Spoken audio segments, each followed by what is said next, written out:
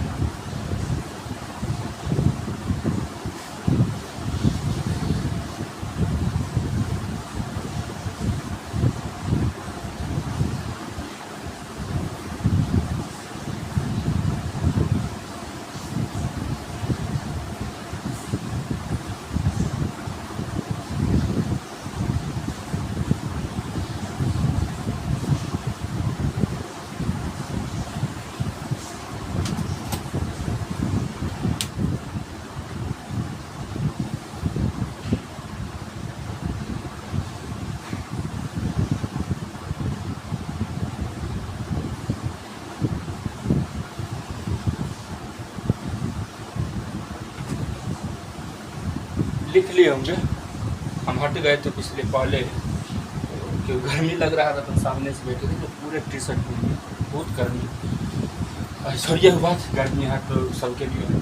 तो हाँ, इसमें हम बता रहे थे कि बेस्ड ऑन डिफरेंस, यहाँ the based on difference in cell envelope and response to staining technique, मतलब सेल इन्वेलप और स्टेयरिंग टेक्निक के डिफरेंस पर ये बेस किया गया। सेल इन्वेलप जो होते हैं ना, उसमें हम बताए थे कि साइटोप्लाज्म होते हैं, तो उसी के अंदर बहुत सारे हम बताए थे बैक्टीरिया भी तो रहते होंगे।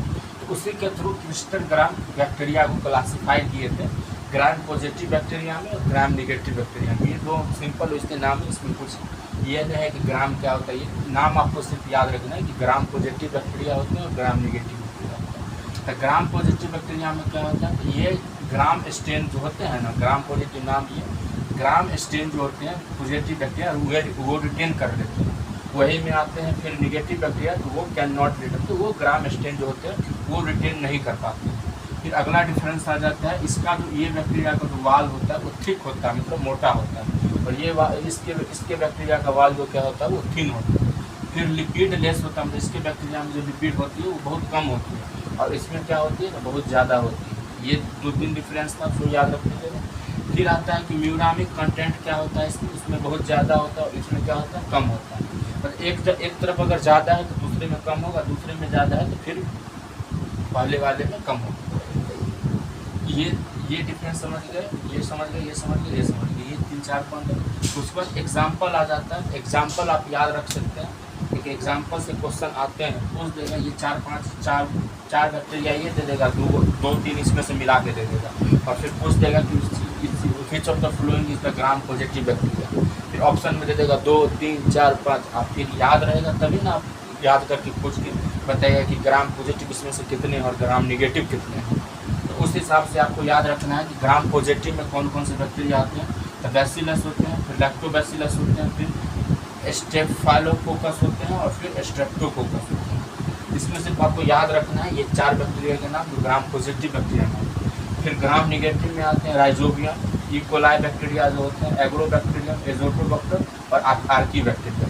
ये सब जब हम बायोलॉजिकल क्लासिफिकेशन पढ़ेंगे ना, उसमें हम बताएंगे। फिर बायोमोलिक्यूल्स पढ़ेंगे, उसमें ये सारा चीज़ बैक्टीरिया का नाम रहता है। बायोमोलिक्यूल से बहुत सारे चैप्टर में इस सबसे कोरिलेट है, तो सिर्फ आपको इतना या भी याद रखना है, क्योंकि ये चैप्टर ये बेसिक में आता है, तो आपको इसमें डिटेल में करना नहीं रहता है। जब आप वहाँ पर ही जो मतलब अगले मतलब जैसे बताए ना, बायोमोलिक्यूल्स हो गए, बायोटेक्नोलॉजी हो गए, और स्ट्रेटेजी इन फूड रिप्रोडक्शन क्लास 12 का चैप्टर है, उसमें कुछ बैक्टीरिया का नाम रहता है। तो वो सब चैप्टर में डिटेल में पढ़ना होता है बैक्टीरिया के बारे में, या बायोलॉजिकल क्लासिफिकेशन बोलिए, ये सब चैप्टर में डिटेल में पढ़ना होता है। सिर्फ आपको इतना ध्यान में रखना है कि ये जो 4 बैक्टीरिया है वो ग्राम पॉजिटिव बैक्टीरिया है, तो ये 4-5 जो है 1, 2, 3, 5 जो है वो ग्राम निगेटिव बैक्टीरिया है। ये सारे चीज़ को आप लोग लिख लीजिए, बस देख लीजिए, इतना छोटा में ही 2-3 क्वेश्चन बन सकता है। जब आप PYQ बनाइएगा ना तो पता चल जाएगा कि ये 4-5 पॉइंट जो लिखा है वो कितना इम्पोर्टेंट है। तो आप लोग लिख लिए होंगे, मिटाते हैं, नहीं लिखे होंगे कि हम हट गए तो आप लोग लिख ही लिए होंगे, और नहीं लिखे होंगे तो हम यहाँ पर से हट जा रहे हैं। वीडियो को पॉज कर लीजिए, लिख लीजिएगा, नहीं तो वही बात है कि स्क्रीनशॉट ले लीजिए, आराम से इसको लिख लीजिएगा फाइल। मिटाते हैं और आगे बढ़ते हैं। और आगे क्या है उसके बाद, आगे क्या होगा वही प्लाज्मा मेम्ब्रेन के बारे में पढ़ना है।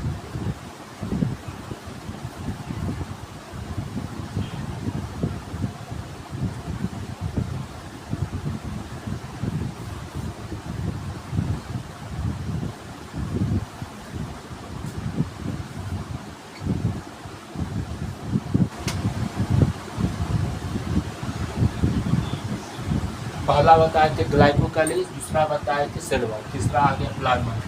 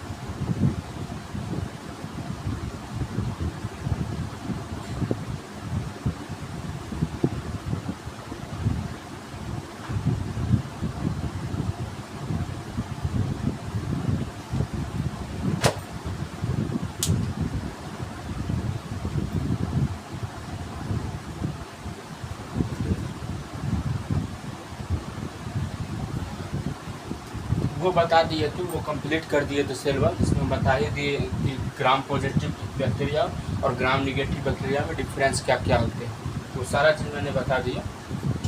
1 मिनट रुक चाहिए था।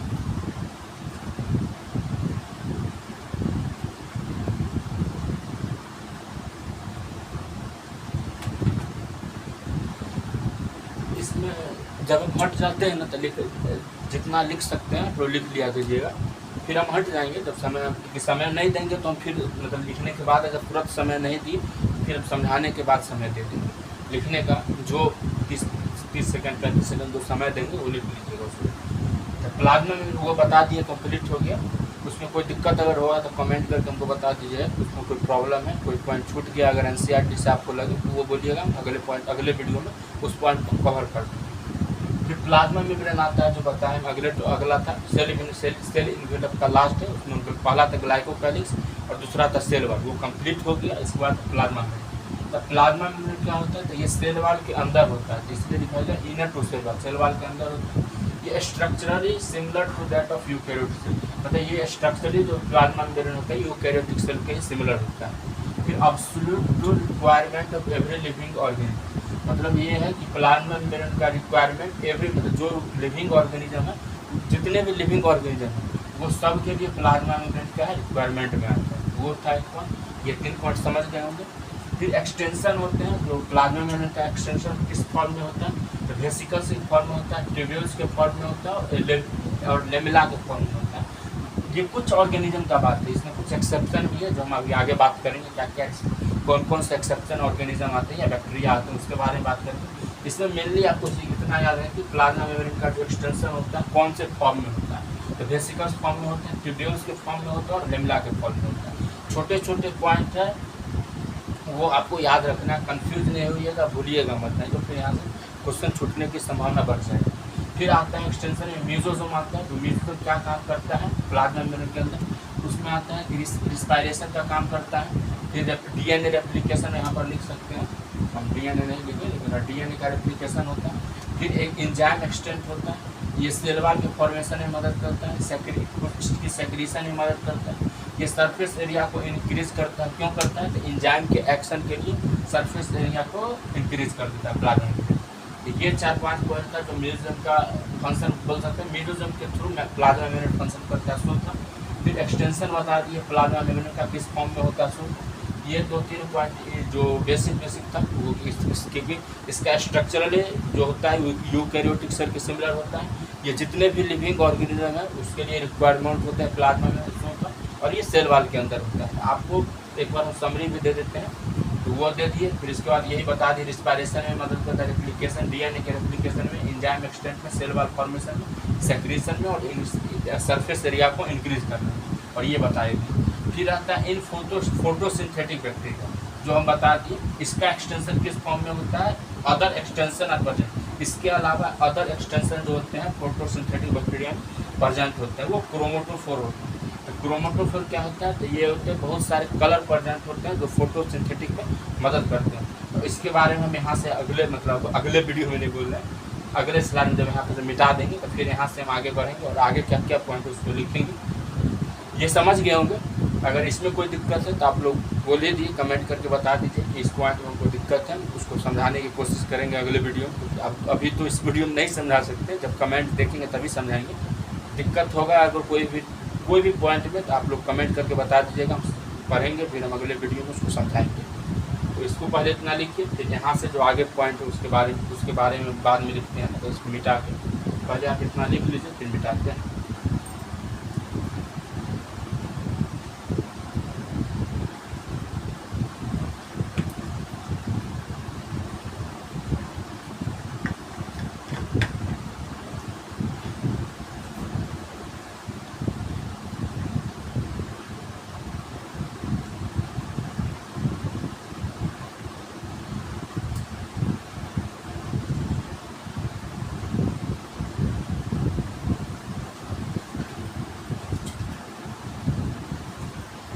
लिख लिए होंगे, बताते हैं, फिर वीडियो लंबी हो जाएगी। अगर कोई भी नहीं लिखते हैं तो बोले दिए, हम हट जाते हैं, आप लोग स्क्रीनशॉट लेकर भी लिख सकते हैं।